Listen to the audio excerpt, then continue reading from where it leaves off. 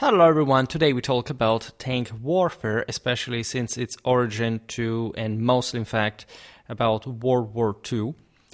This is the first time in absolute terms that I ever talk about tank warfare in a dedicated video.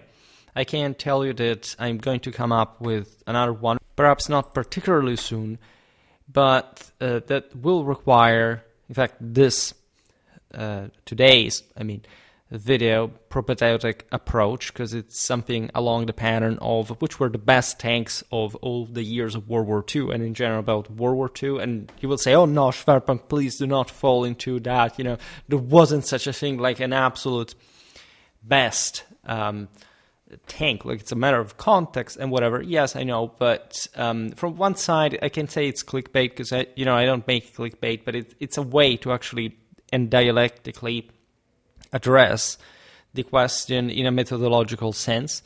And there is some kind of broader assessment that you can take, even just for the sake of discussion, by saying, I don't know, I, for example, particularly like or love or appreciate for strong, like historical, tactical, technical reasons, this tank, this model. I have, but personally, I've never really been about tanks more than much. I actually have some beautiful models of Panzertiger, and ever since I was a kid that I very much loved. However, I mostly developed my aerial warfare interest, especially as far as World War II is concerned. In fact, we will soon come to that topic as well, about which I'm surprisingly knowledgeable, considering that I'm just a humble medievalist. As I say, but tank warfare is very meme-like, right? It's very loved. Is in pop culture. There is really a lot about tanks.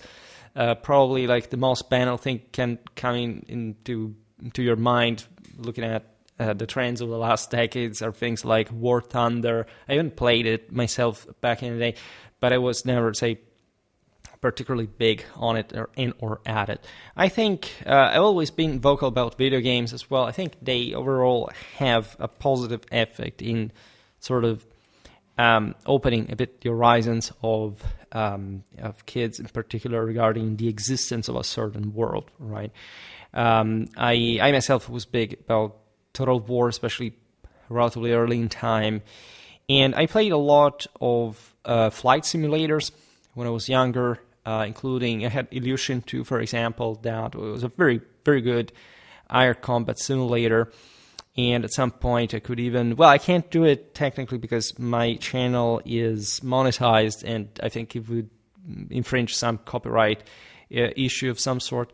I mean, take some footage, video game, but I don't think that you're interested in that. I thought about that for a long time, but it could be just, I don't know, pastime, some more animated background while I make this kind of videos, naturally recorded in another moment.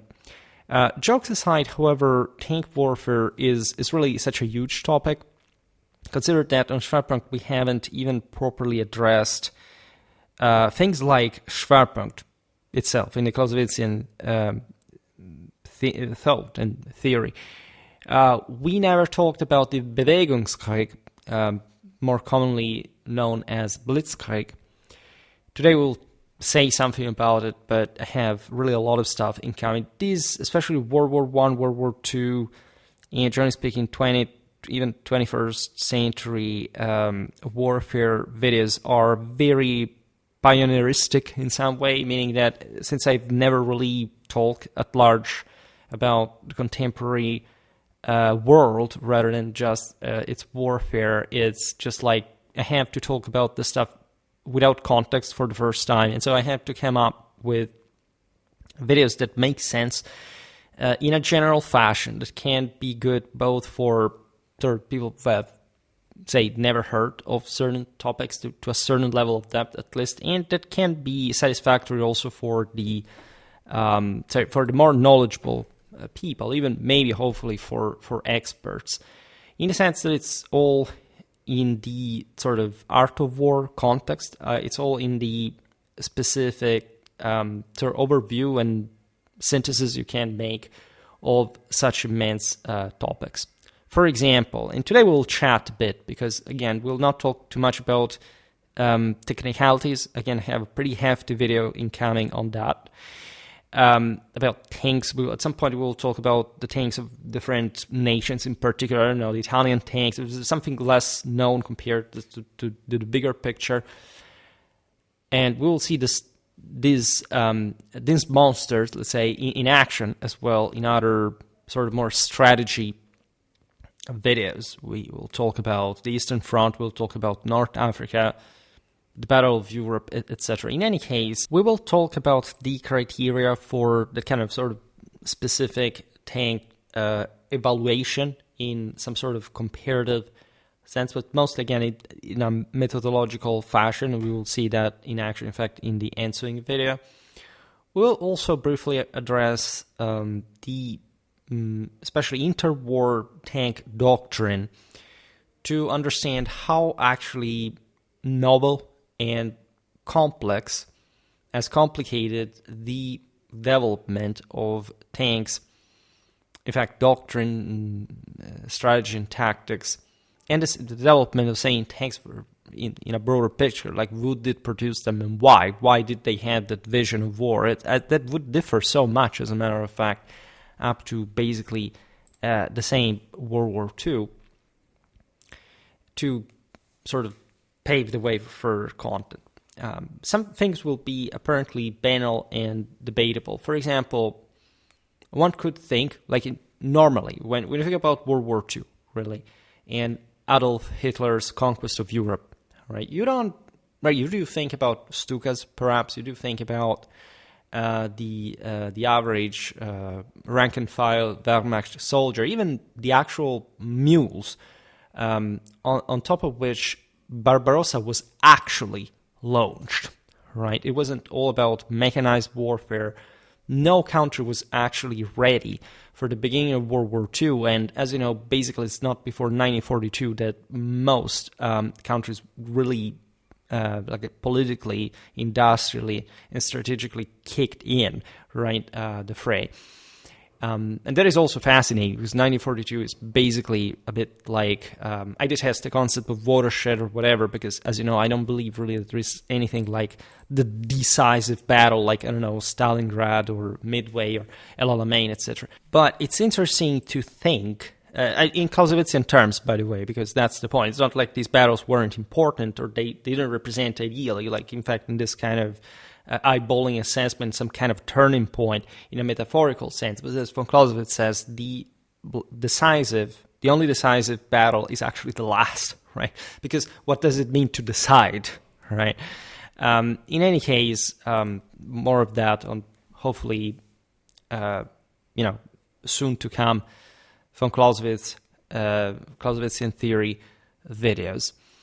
And I remember where I was going with this, but yeah, as I was pointing out, you can appreciate how by even a moment in which you can think that the war had naturally very much progressed, and also most gains had been made in a broader sense, that's only when a relatively military updateness was established, and that's also debatable regarding to, in fact, where were these systems going, like who was becoming sort of choked by the same effort and underperforming, etc. from there on, etc.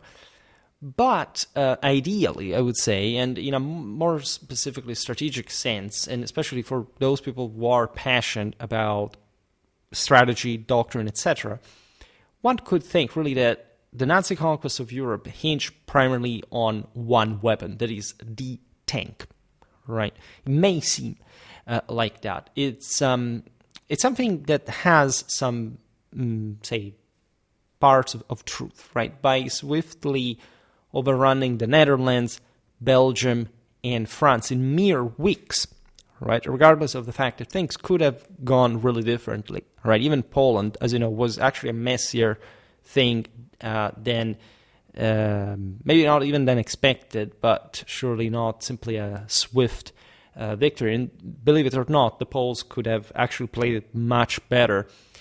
And none of these campaigns was to be given for granted. I mean, Volgelb, as you know, the plan itself was just a matter of dice rolling at some point. Literally one plane arriving or not arriving due to weather conditions early in the previous winter.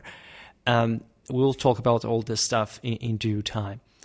But there is no doubt that Hitler at that point showcased to the world that the rapid and formidable Panzer tanks, the Panzerdivisionen at large, would be central figures in the emerging global war, right? Consider that even though tanks had, of course, been used before, and to an important degree, also in relatively big wars, think about the Italian conquest of Ethiopia, the overall, say, the fully fledged, mostly Western way of war, the next great war, like the one fought in 1914 and 18, was all yet to devise in terms of of tanks strategies.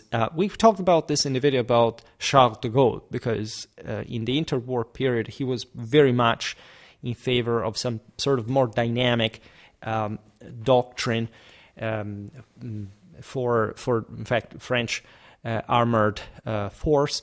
As you know, the French, we will talk in part about this today, but they actually had pretty darn good tanks at the beginning of the war, but they hadn't devised much of an effective doctrine. Tanks from a technical point of view, but in fact, from a strategic standpoint, we know what the result would ultimately be, and much had to do with the much more complete and aggressive idea that the Germans had devised of armored warfare in the interwar period, and already partly enacted, and Volgelb being the sort of the best in the early part of the war, the best example of this, the fulfillment of those hopes. Because again, when something has not happened, like in ex post, we can simply say, oh well, you know, it went like this because this and that, they should have seen it coming or whatever. But this is simply not how anyone really, including the future winners, had really contemplated things could and would really go, right? And it's never about, in fact, we know it already, about the tank per se, or even necessarily its doctrine, or just the armored force per se. War is a much bigger system that involves, in fact, in the most complete and successful instance, like a vision comprehended the entirety of the system, which, in fact, even such important arms are just one element in the equation. Now, when tanks first appeared, lumbering through the muddy trenches of the Great War, and we partially saw this in the video "Why Trench Warfare Happened," in a sense, also why it could not be surpassed during the up to the 1918 timeline, regardless of the introduction of tanks in the arena. In fact, no one could really have foreseen their rise to dominance in the next worldwide war, right? And or at least, yes, they were obviously a bit the future. By the end of the war, everybody had realized that there would have been a substantial development of the same. But in which direction?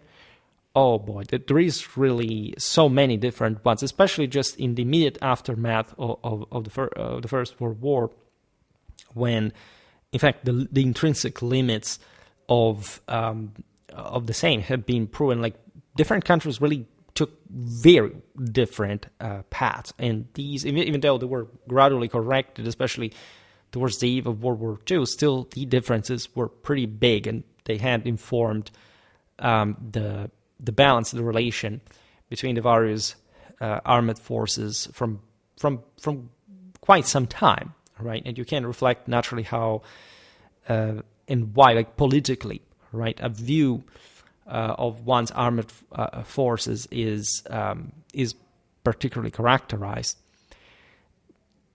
Tanks were, contrary to these relatively mild expectations, to eclipse, metaphorically eclipse, all other military vehicles, right? You can, of course, understand why any other military vehicle, land, sea, or in the air would be important, and why, in fact, mechanized warfare, even at the beginning of World War II, was not even just that tremendously advanced.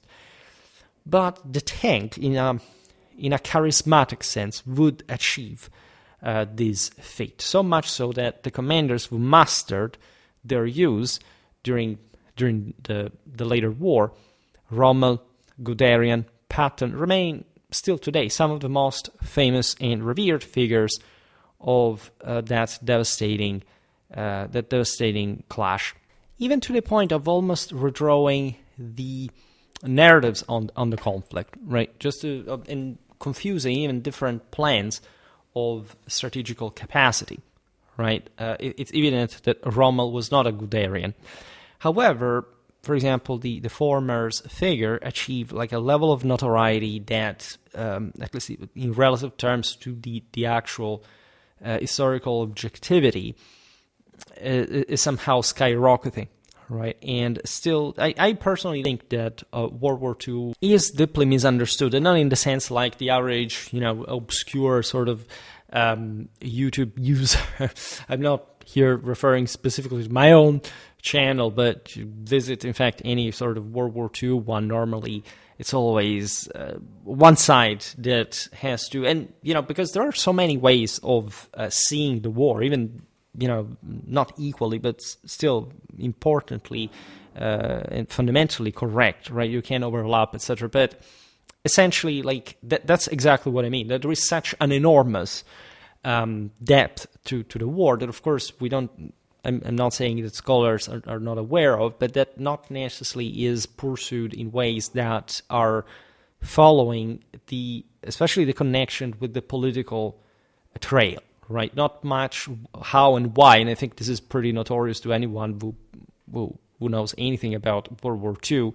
Of course, after the war, there was a very specific and incredibly useful and actually writers sort of rereading, reformulation of the broader narrative, including what people still allegedly complain about, the fact that, for example, I don't know, the myth of knighthood, the sense that the Germans are villains. It's not true. This is a narrative that it's not like we are rediscovering, regardless of whether it's correct or not today. Right, it's just an actual rhetoric that was immediately established precisely by the winners after World War II to actually depict the Germans in a certain way, because, man, the Cold War, right, this is incredibly important.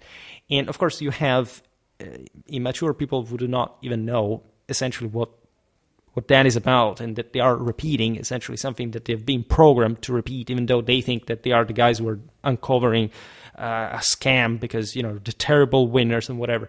So this really depends. Like, if we're talking the Soviets here, like, we should also very much understand a thing of two that has been done in terms of their, from one side of their glorification, right? So to some extent, the Soviet military is being sort of not understated, but somehow passing down to history like cheap quality, etc. But also the evil of the general political direction is comparable in scale only with Nazi fascism, and the fact that in general people still confuse, in fact, all these ideologies with the standard basic, in fact, conventionally 20th century political sort of classical political definitions as the actual political axis in tradition or in history. It really tells you how limited people's understanding in general is towards practically anything in history. That this we're particularly well aware of, right? But when we look at great tanks commanders, and even in fact in their respective and different level, not just of capacity but properly of operational curriculum but operational potential, we realize that their prominence is not unwarranted. The tank undeniably etched its mark through the tracks of its treads on the most extensive and brutal war the world has ever witnessed. Nevertheless, the tank's imposing presence also conceals narrative, in fact, rife with uncertainties and errors in judgment that beautifully illustrate, again, all that web interwoven between politics, strategy, doctrine, and more.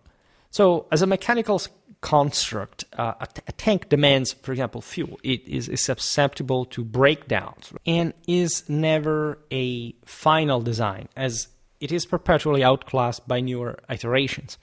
This is obvious basically for any, not just for any military vehicle, any technology, but even more, like for every unit, for every army, for every commander, right?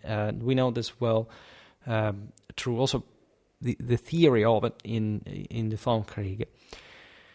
Also, no machine is flawless, and its vulnerabilities surface in battle at a systemic level, particularly when adversaries deploy advanced vehicles themselves, and where in fact the odds tended to balance. This is important because it shows not just how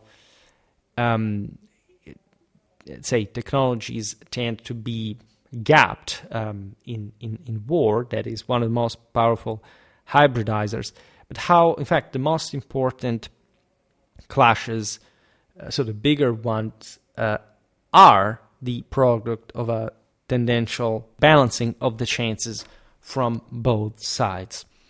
Early in World War II, a tank armed with a 75mm gun could rule the battlefield. But, obviously enough, by 1945, that same tank would be so outdated that it represented a futile expenditure of personnel and fuel even. Right? The same holds true for armor.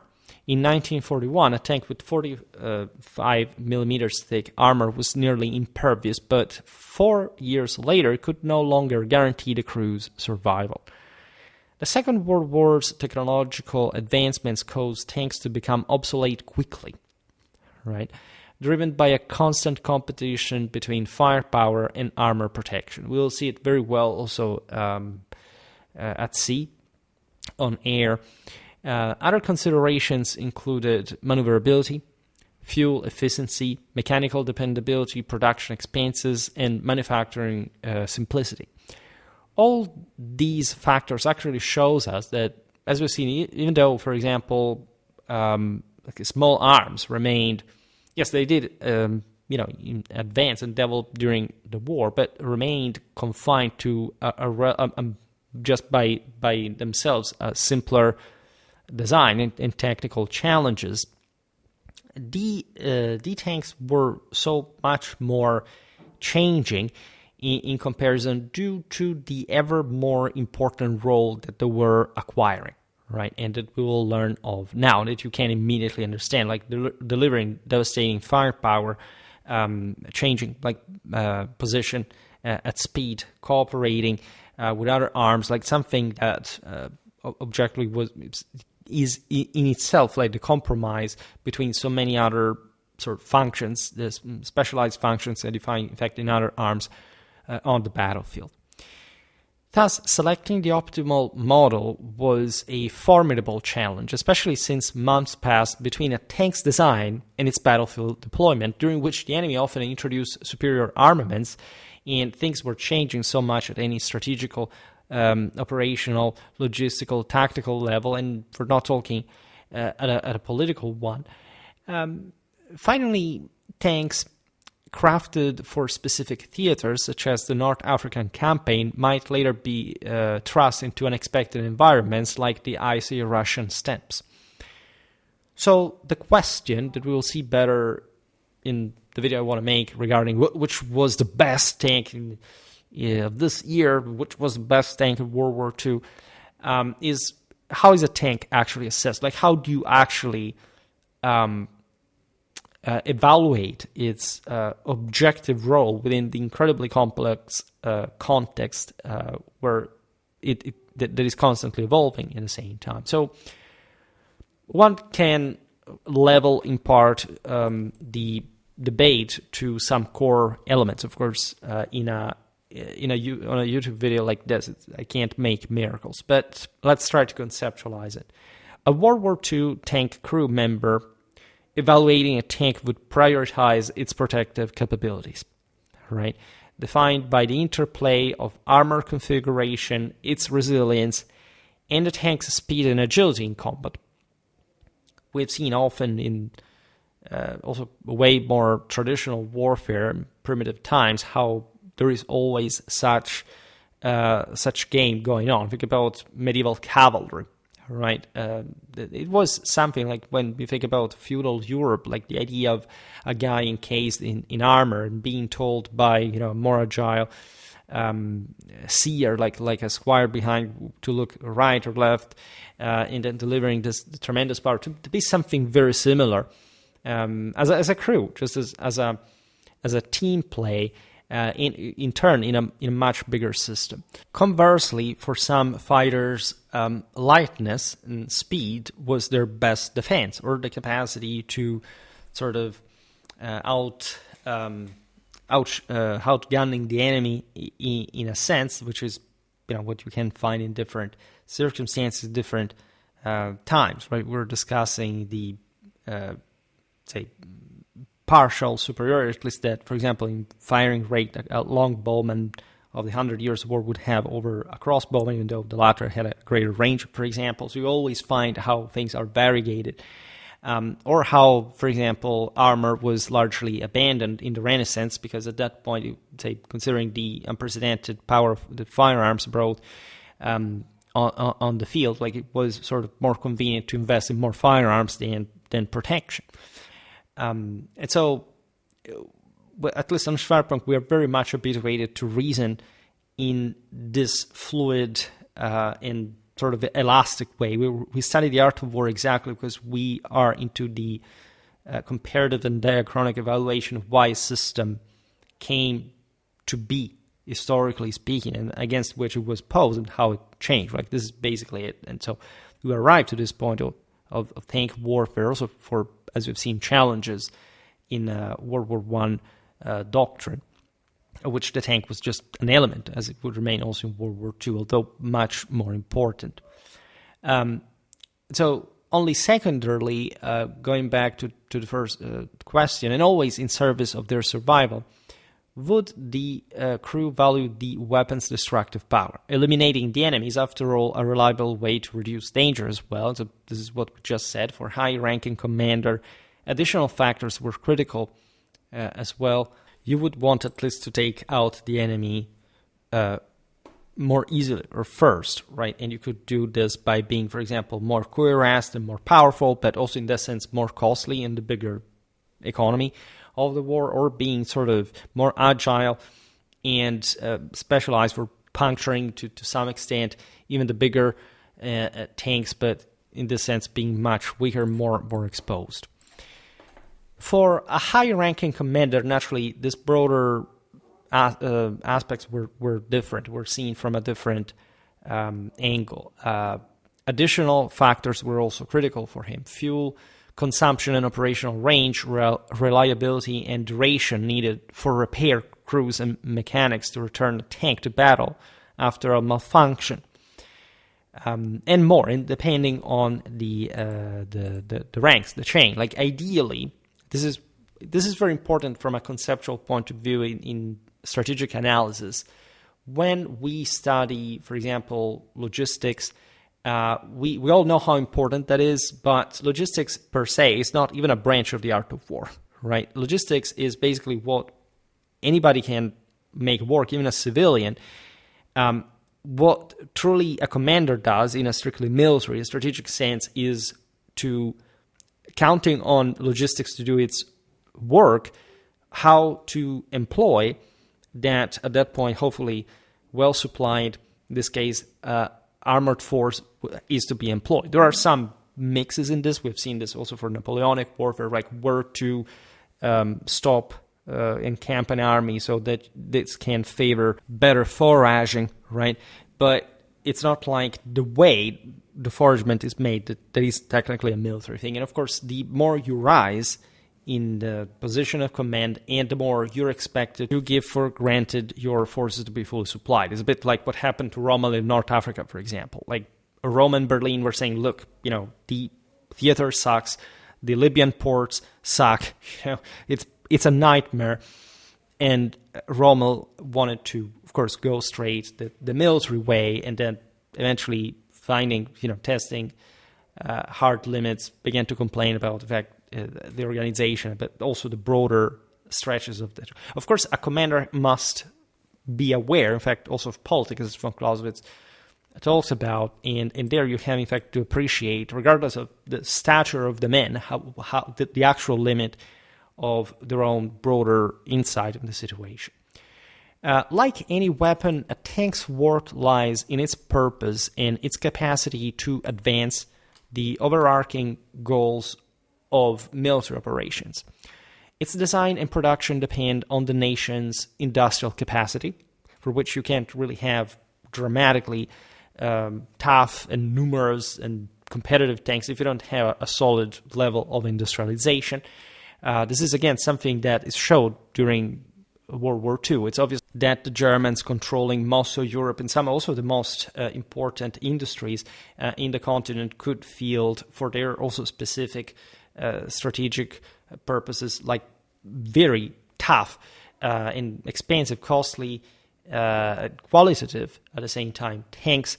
Whereas, I don't know, like a country like Italy started producing actually very good tanks, but just in the moment in which it was knocked out of the war, or why the Soviet Union was just politically framed in the idea of having many small, sort of relatively cheap things to throw at the enemy to overwhelm him with mass, right? So you have this different different dialectics.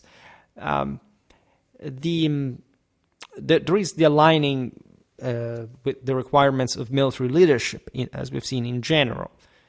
Why do you want to fight the war specifically? And so this does influence eventually not just the practical means of how you achieve that, but also, for example, the vision that you want to illustrate to the world.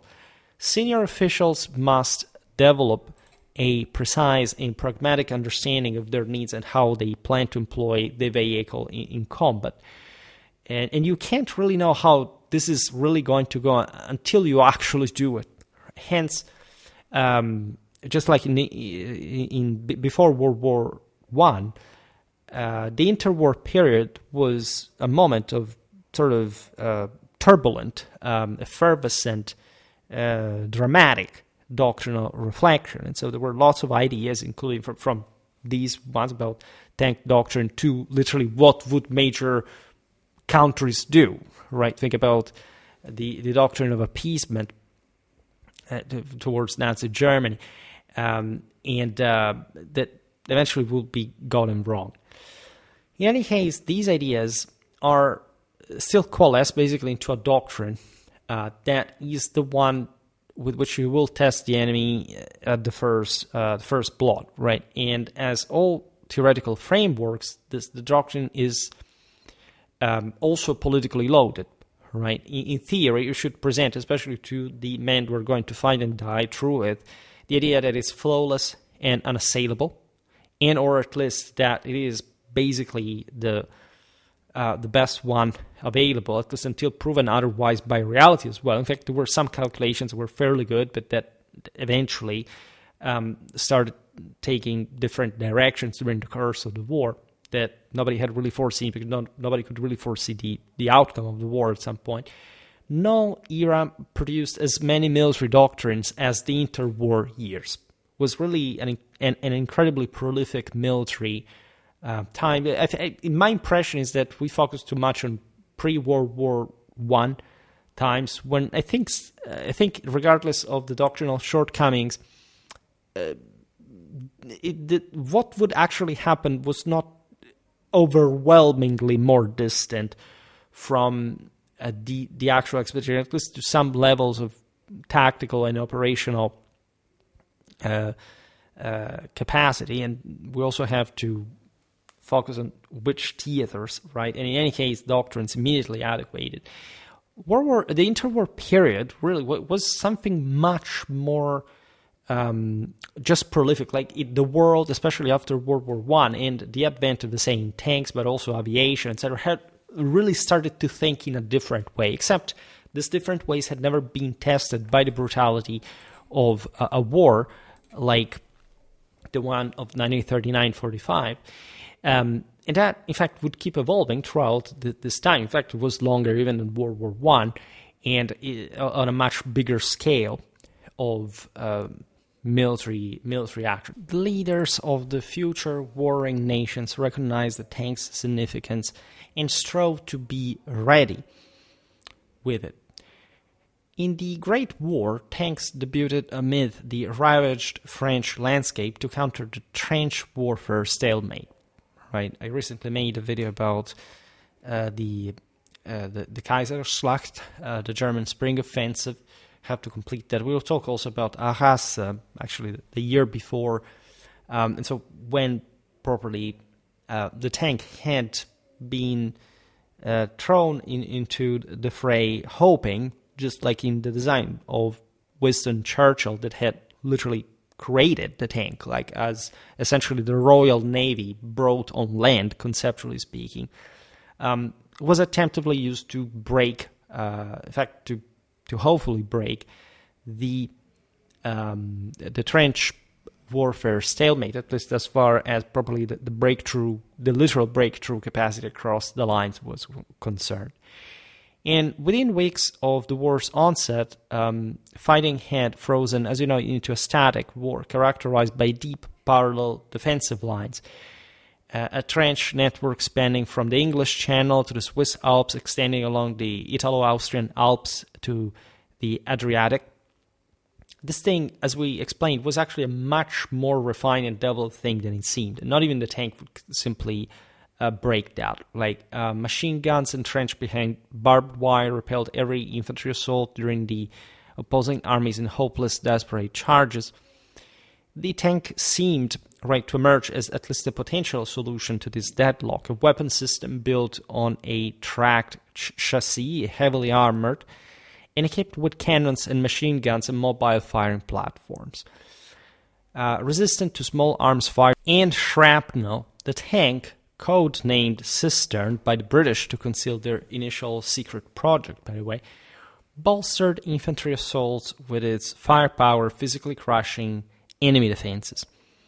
Conceived as a modern siege engine, it was an heir to the battering rams and siege towers used for centuries to breach fortifications.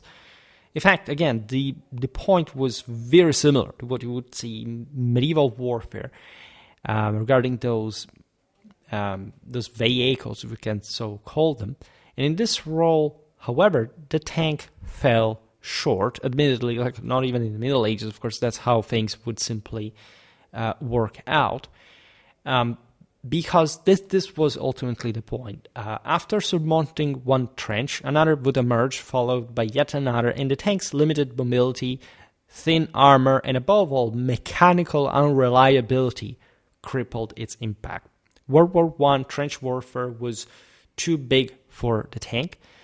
The trench ultimately triumphed over it, we can't so say, but its potential was unmistakable. Right, the tank could be produced in this sense, not just much because of the deadlock the trench warfare had strategically posed, and by the way, mostly just for the specific sake of the Western Front. It was indeed the most important, but that in fact was also the most idling, right, in terms of actual territorial gains or losses. Was the reflection of the times changing, right? We are here after the second industrialization. The world at war has literally woken up to a degree that not just hadn't ever been seen before, but that would further stimulate other development. Like, as you know, war in this sense is a blessing for medicine in particular, but also broadly speaking, technology, everything that eventually it is needed to fuel whichever political goal has brought to the need for that war, right? It's a byproduct, and of course, war can destroy like everything, also including like think all the talents were killed that could not contribute to world science and well-being in general. However, we do not know really how the world would have been otherwise, and there is always a reason when and if things happened. In the post-war years, thus, the further technological progress convinced a growing number of military minds that tanks would play a pivotal role in future wars, right? And everybody began to simply invest in that. So that rapid advancements in automotive technology spurred another military analogy: tanks as a replacement for cavalry, right? Which was the traditionally mobile arm.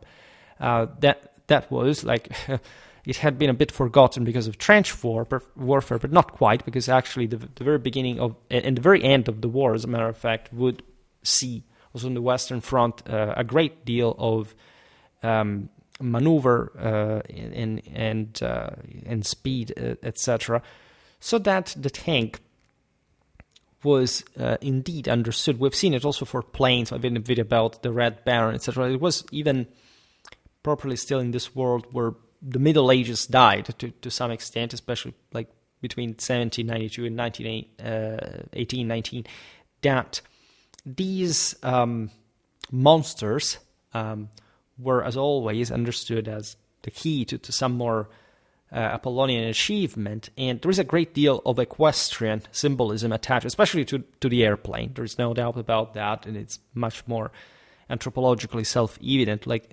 rising to heaven and delivering, the wrath of God from the sky. But the tank too, right, and also with much more sort of bloody and telluric connections with, in fact, with this very dual symbol of the horse in traditional religion. Mechanized vehicles could, to some extent, take on the roles of mounted troops that still existed, by the way. I made a video especially about the Lipka Tatars that in part discusses how they performed during World War II.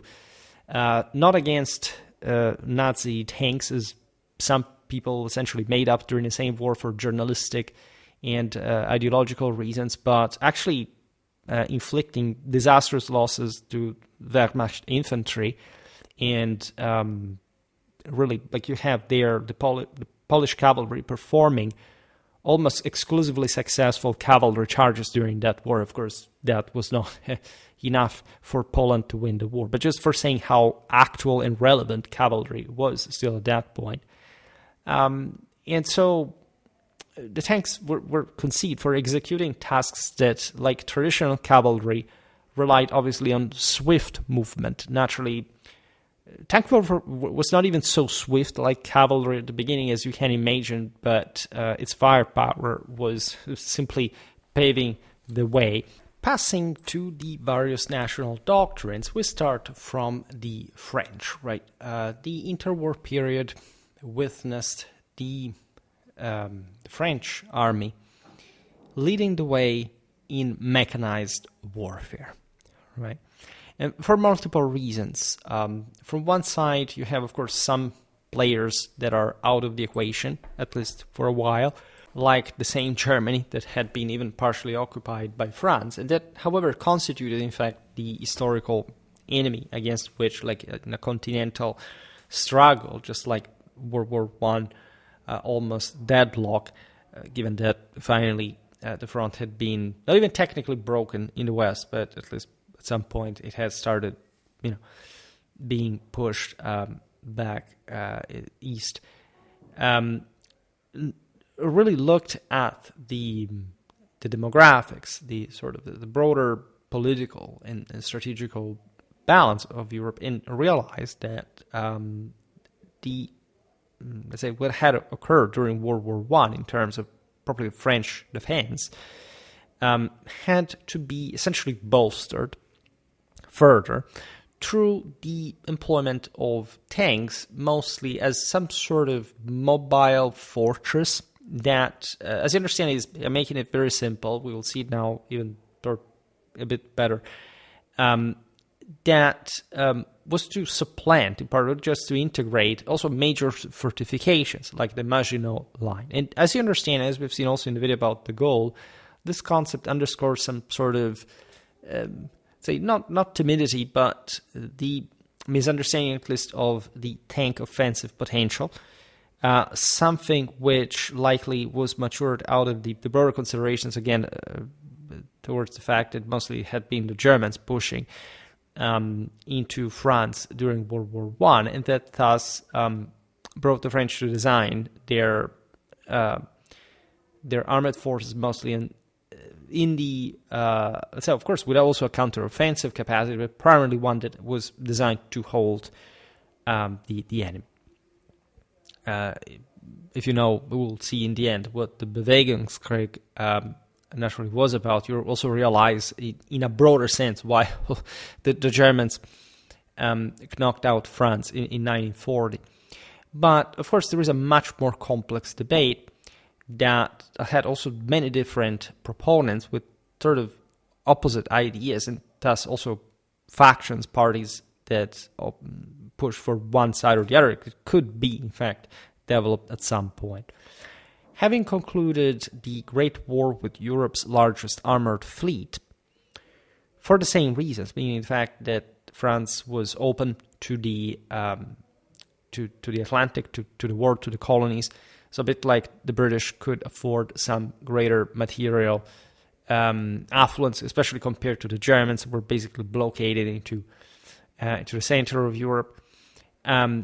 The fact that indeed France was sort of the biggest continental power from the Entente side, and that therefore the general push also against the Germans required French numbers that, because of the revanche, of course, were to be gladly also sent against the Germans. This is interesting because in the end, the French, together with the British, with the Americans, on the Western Front had been pushing the Germans eastward. So there was a broader sense of offensive understanding of the tank also in the French doctrine. That, however, stuck, again, to a more...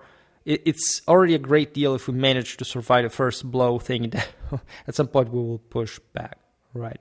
Essentially, their doctrine stressed tight tactical integration between infantry and armored units. This had been fully understood, of course, with tanks categorized in two types. Light tanks and tanks for so-called combined maneuver. Light tanks preceded the infantry, serving primarily as scouts, but also capturing strategic terrain ahead of time, leveraging their superior mobility. This would be in part a problem, for example, for the Germans later on in World War II, because their tank advances were so successful that they lacked sort of the infantry that was literally advancing on donkey back behind them. But that's another story for another video. Now, going back to French doctrine, upon linking with the infantry, they merged with them to support their forts. All right.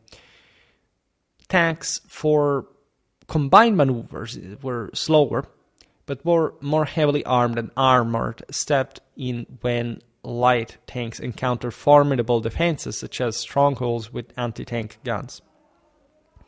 Once these obstacles were neutralized, light tanks resumed their scouting role, leading the infantry units they supported.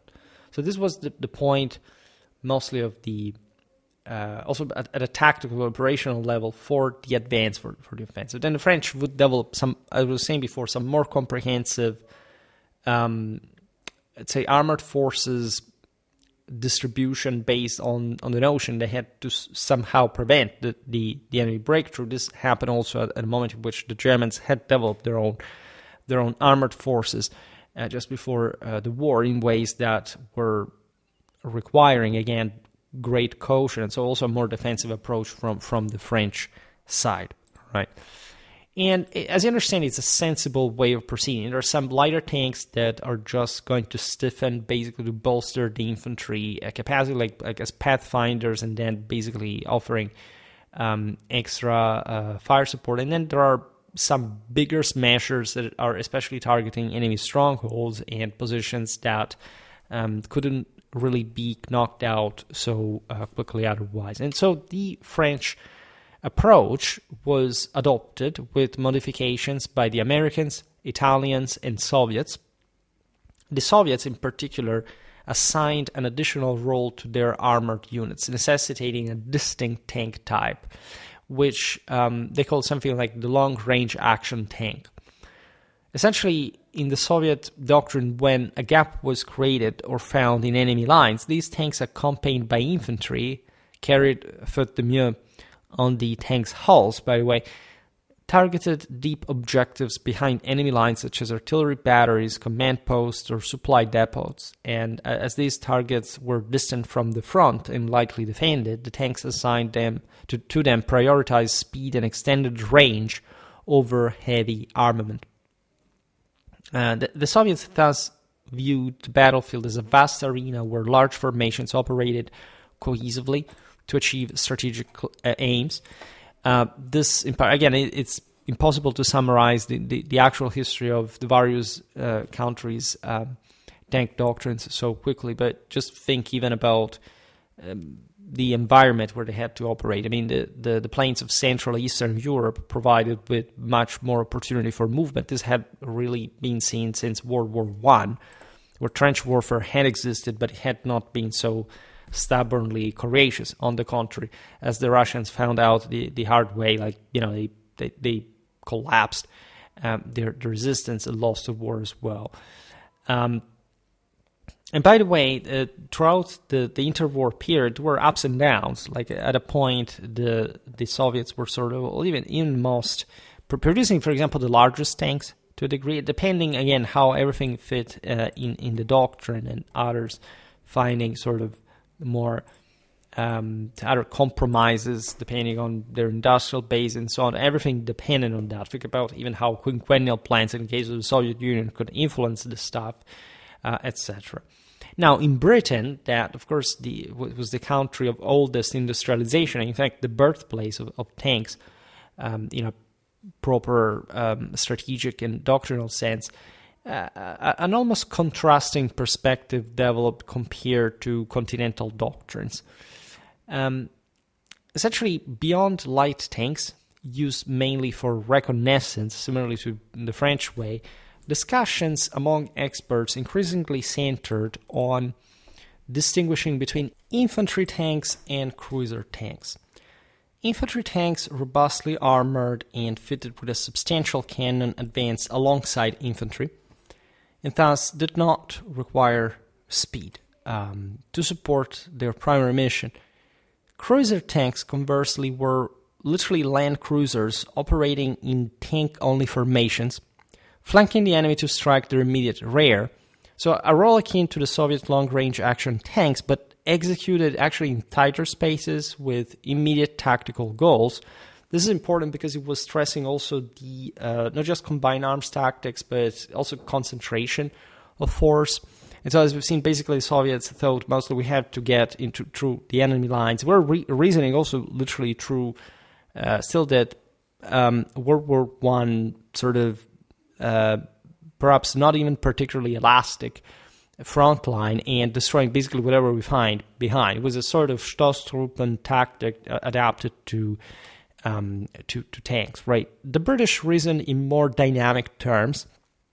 Also, the British did see, as would happen, of course, fighting in Europe, but also in different theaters. And so they were, in many ways, they had studied more carefully, like properly armored doctrine to some extent that would have to resolutively push for their offensives in whichever also contained context they could find themselves in. That's why also this closer interaction between the infantry and cruiser tanks types. To function independently, cruisers needed anti-tank capabilities while retaining the ability to engage infantry. So they had envisaged an important degree of tank versus tank capacity, which was actually not, as you know, at the beginning of the war, the normality, by all means, for all tanks, right? There were tanks that did not really make it to pierce other tanks' armor. There were some, in general, even anti-tank weapons that required, as you know, a lot of shots before actually penetrating tanks, and so there were different. Eventually, I don't know, for example, the 88 flak would turn out to be an excellent anti-armor weapon, even though it had not been created that way. If anything, we'll talk about how, in fact, the tank. This makes you understand how the tank was part of something bigger, right? It wasn't even about the technical performance of the individual one, but in fact, for which properly tactic and operation was it devised. And still, in the British field, the cruiser tanks also required speed. So it was actually a very advanced concept in and of itself, even if the British at that point opted for lighter armor, right? And so offering more solid operational range, but limiting, let's say, the limited protection, which at that time was, at the beginning, at the onset of the war, was actually, understandable. Harmonizing these attributes was, however, a complex challenge. So the French, as we've seen, to synthesize, foresaw tanks operating in a confined battlefield, right? One that fundamentally was still more concentrated on fortress, sort of frontier theaters, so to say. The British in a wider one, at least in a more adaptable theater. The Soviets were prepared for even broader campaigns, at least conceptually, but not necessarily, in fact, with a particularly powerful industrial capacity, especially at the beginning of the war. Despite their differences, these doctrines shared a common root in the functional specialization, but not necessarily even just the capacity to dominate on the field, given the study of their current industrialization. So despite their differences, these doctrines that also changed in the interwar period to some degree shared a common root in the functional specialization of mechanized vehicles, drawing parallels with historical siege engines and cavalry, remaining, reimagined, let's put it in this way, in a modern context and shaped by each nation's military traditions and goals, objectives. The German Wehrmacht is really an exception in its own regard, and in fact will deserve much greater attention in the broader sense whenever we talk about 20th century warfare, also part of the 19th. This is true depending on where you want to find the roots, also in Frederick the Great, even though that's quite a different thing, especially from, say, the Napoleonic period onwards, but makes such a universe of art of war in its own, so to say. And again, I wish I had talked more about World War II, but also what we saw for the World War I videos, I think is pretty telling, right? Tactical genius with strategic gambles, with a distinct proclivity towards, like, always outreaching one's own possibilities, which is actually a very traditional concept, but not quite all the concepts that were used by the Nazis at this point were actually traditional, which is actually also the reason why they lost the war, right? You can be more traditional in some aspects. I will not specifically digress on here what we're talking about, but unlike what many people think, National Socialism is not actual tradition, and something that just reflects, even regardless of the single ideologies of the leaders, etc., something that just the people was not up to, as in regardless of the misunderstandings, even the same leaders at the end had to admit to stick at least to that traditional notion. Now, From the earliest post-war years and with growing confidence, the Wehrmacht pursued a radically different and in some ways even opposite path compared to the nations it would confront regarding tank warfare. German military culture rested on three enduring pillars: mission-oriented tactics. So the specific, and this at sort of all the levels of the chain, like so a perfect congruence, at least auspicably, between the tactics enacted and the specific type of operation, right? So as we'll understand now, modulating the same means available and say to make them ever more versatile for also a very important degree of tactical autonomy. Combined arms operations, which were all a bit one with this, as we've seen, the British had grasped an important aspect of tank warfare in the interwar period, but the Germans were starting, say, a priori with the notion that whichever choice did not require a debate regarding whether to use combined arms operation or not. Everything had to be developed in that specific function.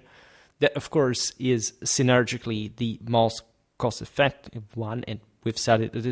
This is fundamental principle of the art of war, and maneuver warfare as well, right? Which lays in the notion that if you are basically stronger, or if you are basically given the initiative, you shouldn't waste any time in striking as hard as you could, but also with that degree of genius, of completion, of capacity, in fact, to blend perfectly in everything in an harmonious combination would ultimately deliver the best blow to the enemy. So the first aspect, mission-oriented tactics, demanded that commanders aligned with subordinates on each unit's role in the broader battle plan as well. This was deeply connected with every level of the chain.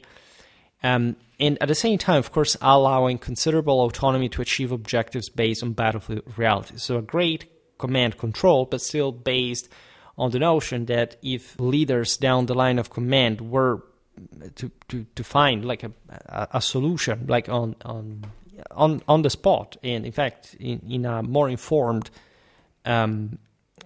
fashion, than at least as far as that relative spot was concerned, to the higher command, they were given green light to execute according to their own, at least to an important degree of autonomy. Right? One I remember, I say some comments that eventually don't publish because they do not add to the point, but that I am say transparent to bring up as an anecdote, exactly because they stick with me, is that whenever I say the obvious notion that of course the leaders know much better what is happening overall from their position of command, if anything, for having been selected out to have the extraordinary capacities that are required at that level compared to those who are down the line, of course, does not mean that, of course, the individual soldier that is on the ground does not know, before the commander-in-chief was happening on the ground. Of course he will, right? But he will just know a tiny bit, right? What the commander knows is much more, is much bigger than whatever that soldier knows. And of course is hopefully, to dictate a broader action, especially with combined arms, with all this broader synthesis, right, envisioned that has to be eventually enacted. And I will not digress further on the myth of the butchers and why people always feel this hysterical and paranoid need to presume that they are sort of innocent martyrs of the situation, where they are basically the worst element of as the last one of the chain most of the times, by the way. In any case, this was as far as mission-oriented tactics was concerned. Then combat was waged by harnessing the synergistic effects of diverse weapon systems to maximize impact. Above all, in offensive operations, maintaining relentless momentum through movement was crucial to outmaneuver and outpass the enemy. It's a bit like the shock and awe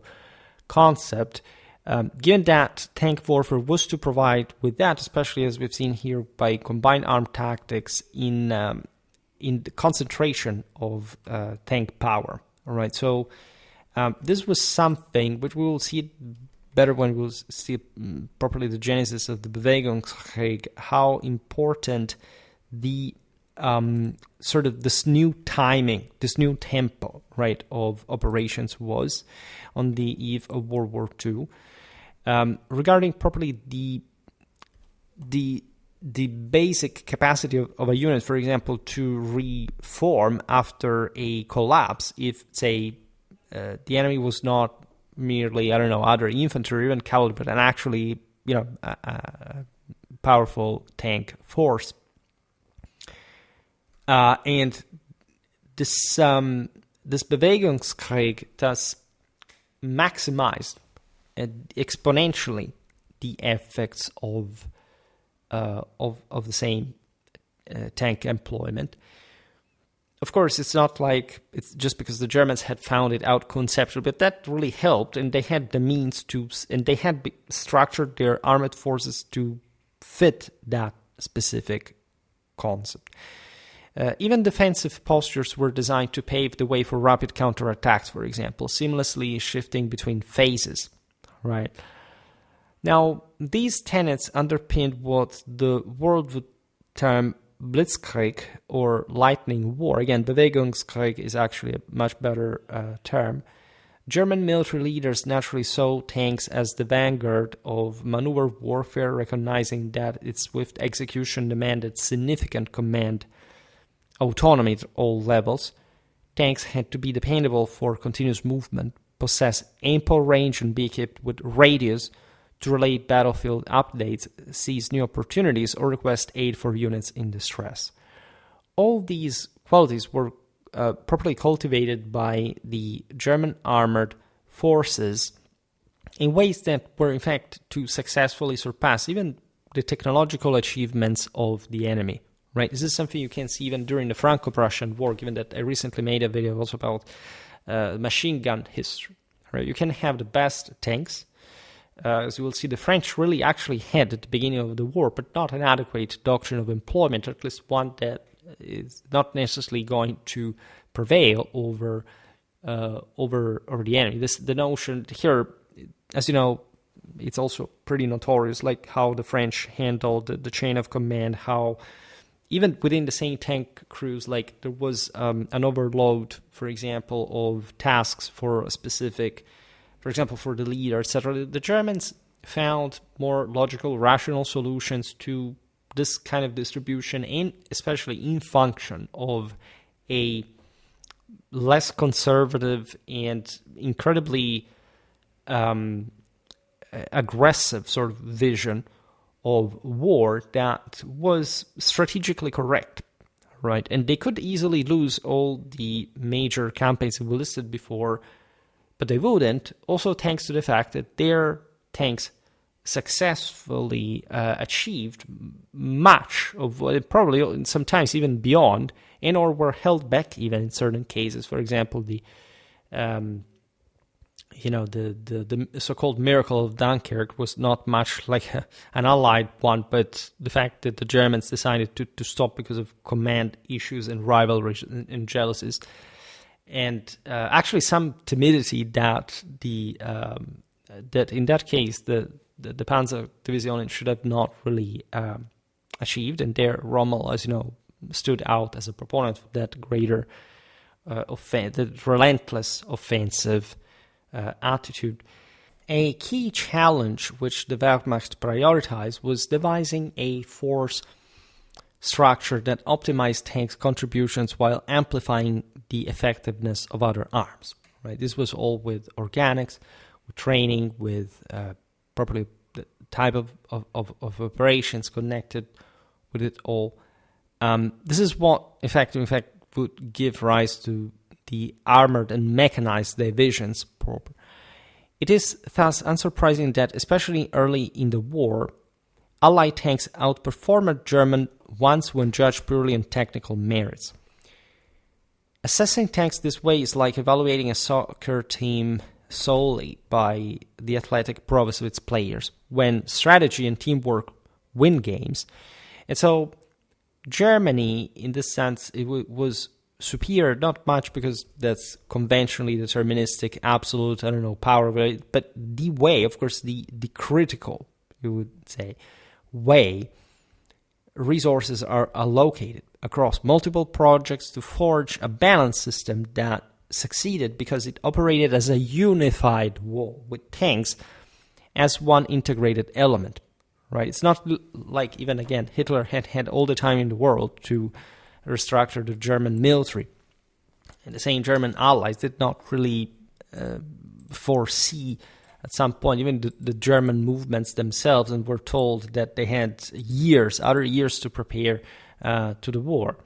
That's why you can see also in perspective why everything was so hazardous to begin with, as far as the same Bewegungskrieg, by the way, was concerned. I mean, Hitler was not much of a military mind compared to, especially to his generals.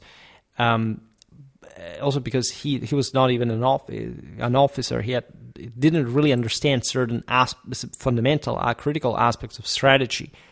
But it would be not just, say, the politics of it, but the complete surprise and the push for gamble that would make, in this sense, also Hitler's decision properly not the determining factor per se, or at least politically, yes, but militarily, like one of the most important for how it translates itself in the military action, one of the most important factors for the same success of Germany throughout her early conquests, in fact.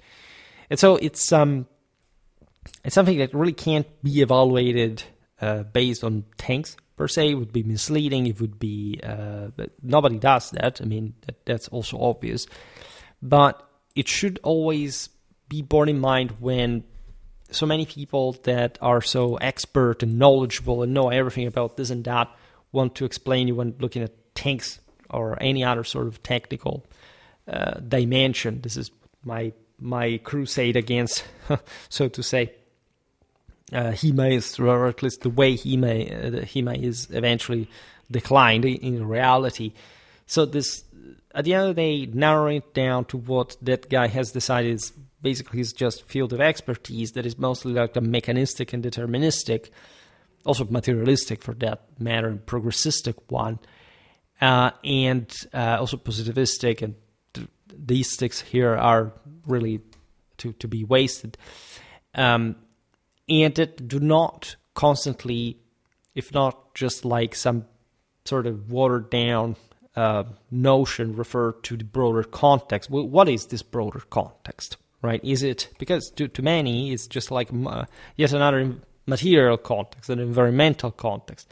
It is definitely not the case. Of course, when you look at tanks individually, it's difficult not to appreciate their technical side, also because it's so complex and it's something that requires some engineering, mechanical understanding to fully picture right. But it's interesting to compare just these things. But it is comparing, if not apples to oranges, still something that is evidently different, and that was different for specific reasons. There is not fashion, style, or accident.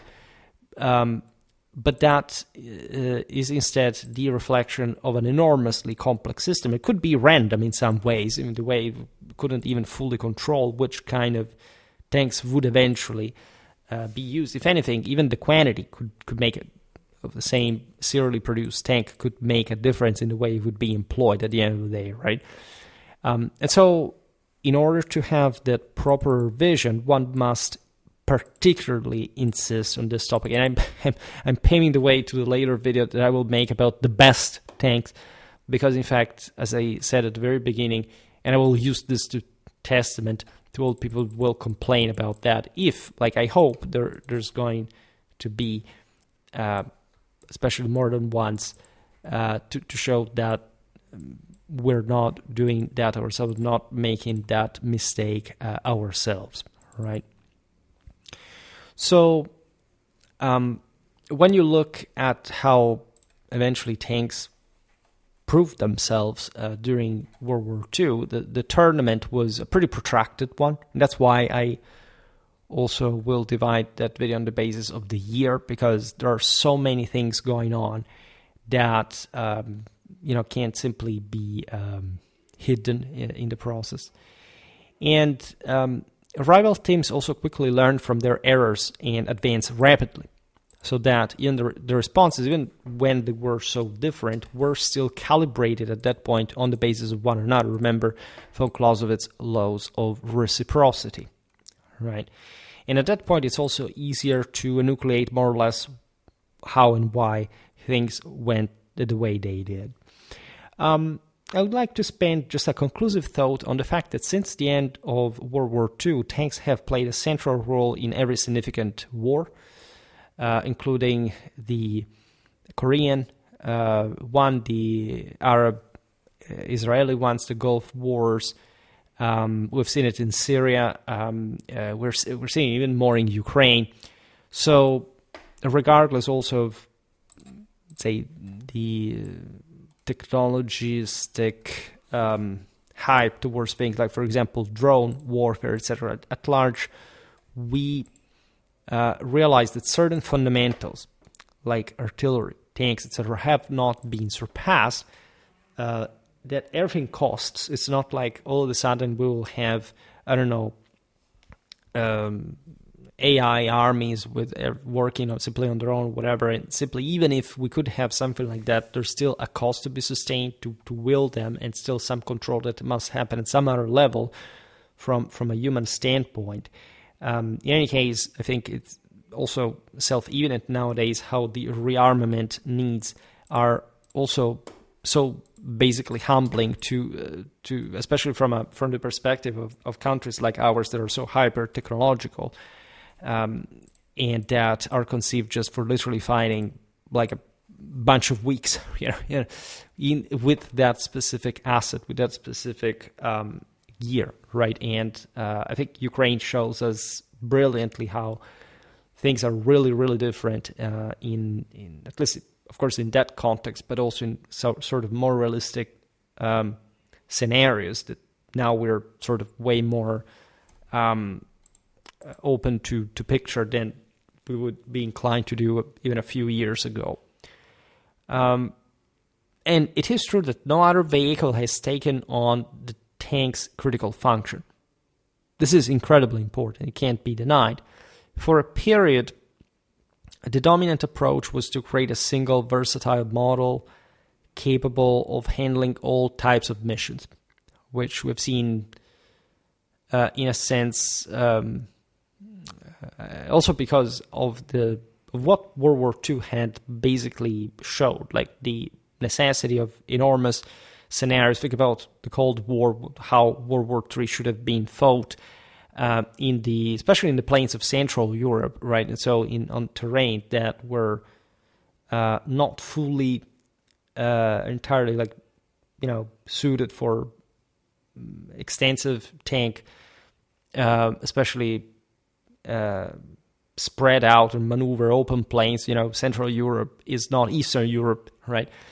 And so that is something you can see even in today, how even the plains of Eastern Europe can actually allow for very scarce armored maneuverability, because of course armor depends on certain strategic and political capacities that simply dictate how they're going to be employed. And yet the Soviet doctrine, that is basically the one that both the Ukrainian and the Russian army come from, that are also described in some videos, is of course tied also to the you see two say envisioned theaters that wouldn't, however, necessarily, even in the case in which they are basically the same and from the same background, unfold in the ways the same doctrines had envisaged, right? And when you look at the Russian army, realize that, to any strategic analyst, a keen observer, since way before the war, that they radically fell short of their actual quality, right? It's not to say, for example, the Russian army of early 2022 in Ukraine was fairly good, right? But of course, it was thrown away in such a dumb fashion that, regardless of the possible accomplishments they could have obtained, I don't know, in Kiev, or even at that point, nobody knows how they could have extricated themselves out of it, was in the bigger picture like just infantile, right? And of course, now it's even just a complete farce, and we understand that it's like basically just the first months of the war, when that thing was basically worn out. And so that is what the art of war teaches you and provides you with in terms of pure and simple observation. Sometimes, like, it's not like the factors are not, are the main factors leading this are not fairly simple to point out. But before things happen, you do not know exactly which ratio they're going to be distributed. And so the actual outcome can be substantially different. May not be radically different, but at the same time is going to directly affect war as an instrument of politics, Clausewitzingly speaking. So that when you still see, I don't know, T90s or BMPs, etc., like, you realize that those were part of that kind of all-handling scenarios that would have been in fact good enough, just like they are today, but that do not make the war just per se, even when the tank is so, the armored element at least is so central still. I'm talking also APCs, of course, etc. Now, there is also a perspective gaining traction, is to say, promoting a modular system that allows commanders to tailor the tank to the specific tactical needs of the situation. This has been the case also in Ukraine, for the aforementioned reasons, for the extensive use of drones, for the blends, for example, that occurred. Even just think of how Ukraine had to supply certain parts of certain means, and how these, for example, were mixed together, that were blended together, that just sheer ingenuity to cope with completely unforeseen situations, at least until they materialize in that specific kind of war, etc. And so in some ways, this shift echoes the past, with tanks being specialized based on their distinct roles. And you realize that, all in all, warfare, yes, has a chameleon character in as much as it's so changing. And von Clausewitz is adamant and as incredibly evocative in describing this. But the meaning of that is not that war is never the same, is always different, and that intrinsically does not correspond to relations that are moral, political, and violent at the same time, that are never adulterated, right? It's just the way people enact them that makes, in this sense, war taking a different face. Just like the chameleon changes color, but it's still a chameleon, right? So never be fooled by simple cliches and just, okay, now we understand the war just because of how, I don't know, a tank was different at a time. Maybe I don't even know how the history of tanks developed in the following generations, or how and why, right? You know, the beauty, I think, in my opinion, of military history is, among the many reasons, is that it always demolishes any kind of fantasy and wishful thinking, right? That you have in history the proof of what happens when things happen, you know, and so that you don't need to research fantasy, alternative scenarios, what ifs, and all this stuff that are basically a waste of time. I mean, in the present, that would be sort of more interesting, because we have to guess the future to some practical extent, but people don't care about that much anymore, right? That almost Asimovian kind of how will the future actually be. And it's mostly like the field of real strategic analysts that I'm not too thrilled with. I don't like any category, not even mine, telling the truth. But that are often, in fact, not exquisitely military historical experts. Like, without properly history, you can't be a real analyst. You can't be a politologist and being a military analyst without having studied campaigns and battles, from reconstructing them from primary sources for decades, right? It doesn't make any sense whatsoever, right? Being just very knowledgeable of what, I don't know, a military policy can be, of how certain guesses mixed with financial stuff and international relations is not what strategic education is constituted by. It's a completely different thing, right? So paradoxically, people like to make what-ifs about the past, but not about the future, which is ridiculous, right? Study the past for what happened, and on the basis of that, show how much you have learned to guess what is going to happen in the future. Because what also military history shows you is that there are people who manage to see through certain aspects of the wall, in the sense to guess effectively what would have been the actual best way to use these tanks. Again, I before mentioned twice the video I made about Charles de Gaulle, and especially his specific. He hadn't sorted really out how eventually tank warfare would unfold during World War II, but he was of that current that heavily criticized the sort of more passive way tanks would be just integrated in that almost static kind or linear type of deployment, right? So akin to a fortress, again, of an integration of the same.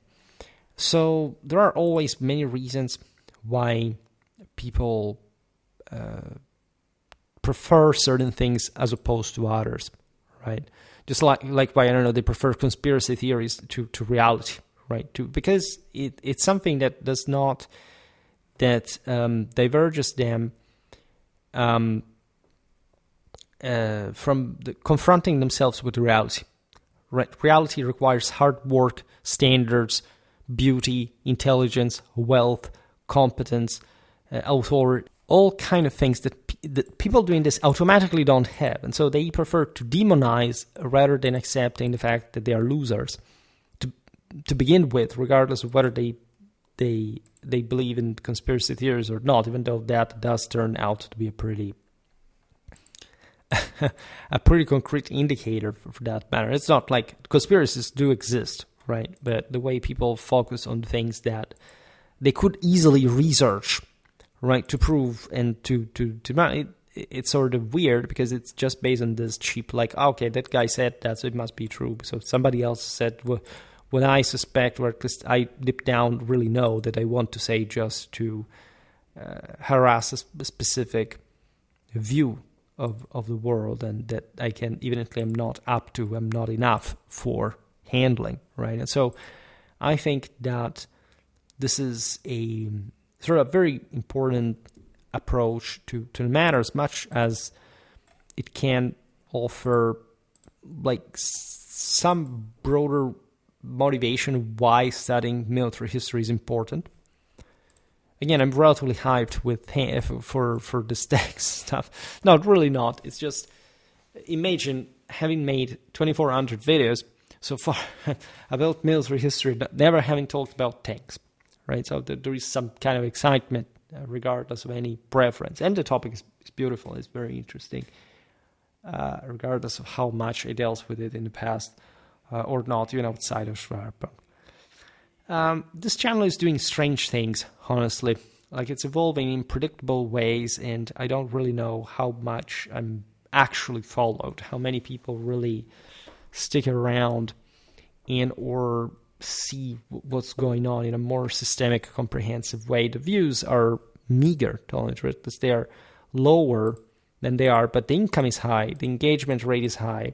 So it's extremely weird because it's as if YouTube literally did not show your stuff. And that is bad, right? And so it's just something you want to preserve a little bit. And let's simply rise, guys, because this is the moment. You have the active chance to boost the channel further and to make it arrive where you want it to arrive. Because if you are attached to this, you don't really want to see me at 26,000, right? You want something more. You want double, triple, right? At that point, we would secure much more for the future. If you really like this, right? Don't give for granted what I do. I'm not threatening you. I'm not. It doesn't mean anything per se about what I'm going to do or not to do. This is meaning, like, truly this stuff, regardless of how it is distributed, is actually important. I wouldn't even use the term good, because I don't want to say, oh my God, this is good, man. So it sounds like, you really need somebody telling you that. No, it is a perspective that objectively at this time you don't find. Right, I deal with things on this channel that objectively on other channels people deal with, regardless of. There are the single most specialized ones. Of course, there are much more. There are entire YouTube channels dedicated to tank warfare, but I'm not sure they would address the topic exactly the way I do, right? Or at least with the strategical purpose, the military historical purpose that I properly confer to it. And again, remember that especially these relatively generic topics are connected with are just mostly like the beginnings, right? Sometimes I make videos also about since generic videos about topics that I dealt with in depth, very much in depth, but we need that for the sake of completion, also because it's difficult to understand how people will fundamentally find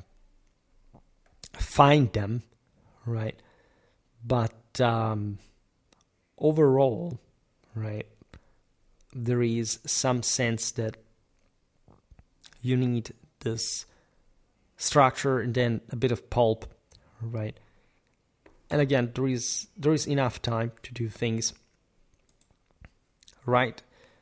Let's just appreciate the fact that it's difficult really to just go on this way.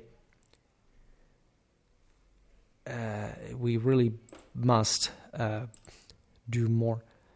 For today, however, I stop it here. I just hope that you enjoyed this video. If you did, please share it. Otherwise, leave a like or subscribe to my channel if you're interested in my upcoming content. As always, I thank you heartily for listening to me. I wish you a nice time and see you next time. Bye.